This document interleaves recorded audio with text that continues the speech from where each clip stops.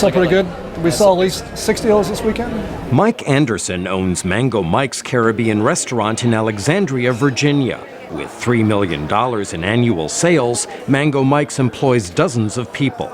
The restaurant earns enough so Anderson can expand his operations.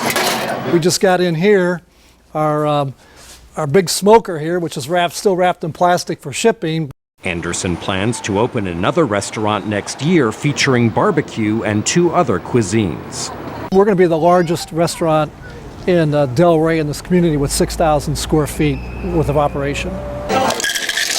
But Anderson has worried. Even under optimal conditions, restaurants have slim profit margins that are eaten away by taxes and fees. He says he risks losing customers if he raises prices, so tax hikes are especially painful.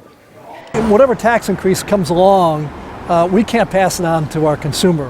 We're going to have to eat it somehow. So we're going to either eat it, we're going to take a pay cut, we're going to lay some people off, or we're going to go ahead and stop investing and doing projects like this.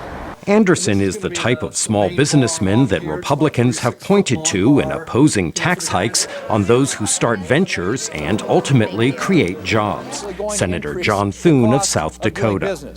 When you increase the cost of doing business, it makes it that much harder for small businesses to invest, to make that new capital investment, to buy that piece of equipment, or to hire that additional person.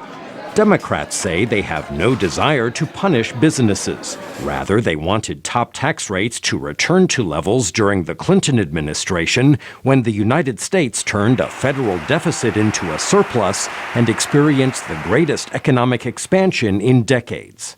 President Obama continues to argue that middle-class tax relief will produce better results than extending tax cuts for the wealthy. And economists from all across the political spectrum agree that giving tax cuts to millionaires and billionaires does very little to actually grow our economy.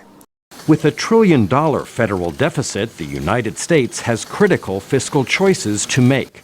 Most economists believe sooner or later a combination of higher taxes and sharp spending cuts will be required. One of the world's richest men, legendary investor Warren Buffett, has long argued the rich should pay more taxes.